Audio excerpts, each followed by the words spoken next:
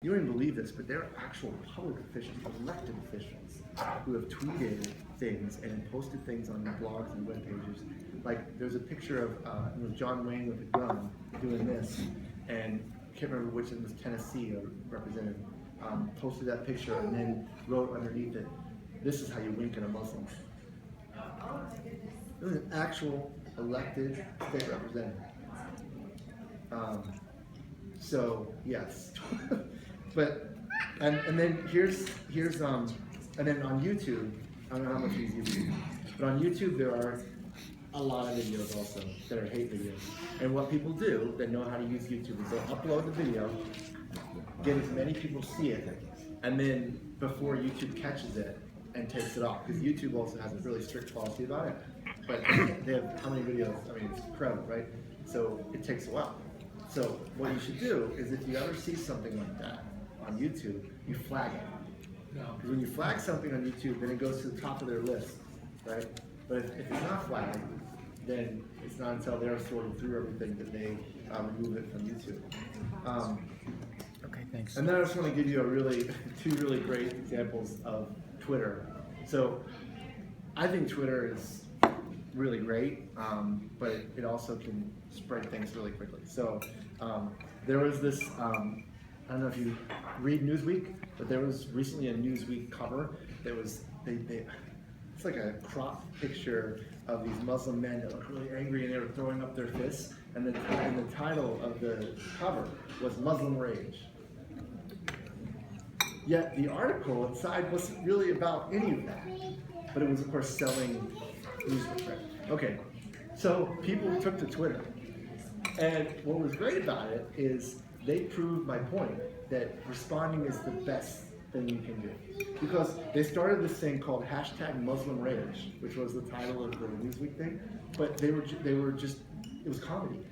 So they were like, "Oh, my banana spoiled, #MuslimRage." Oh, you know, they're going through all this, like hundreds of thousands of people were, tweeting all these things with #MuslimRage.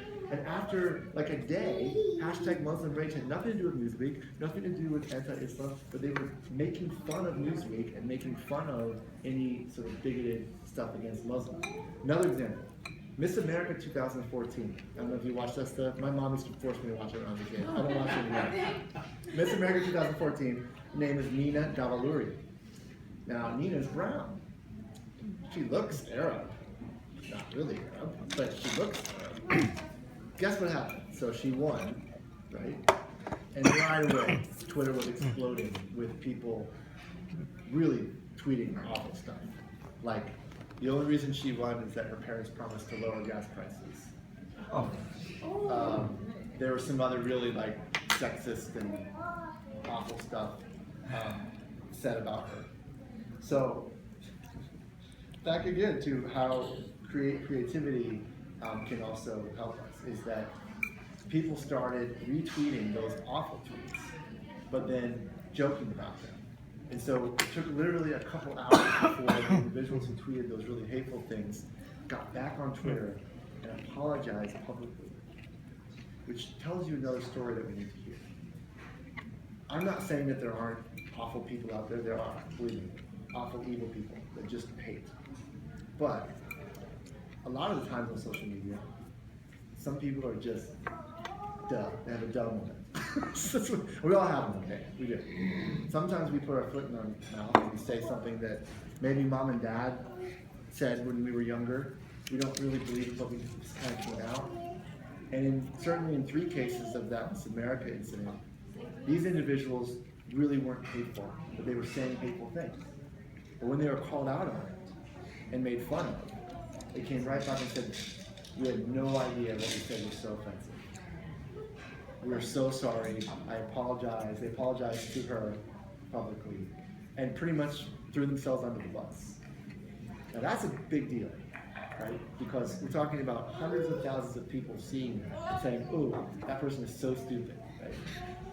And being able to publicly apologize. So again, what I'm saying is, being an upstander, responding is so much more important than anything that we can do.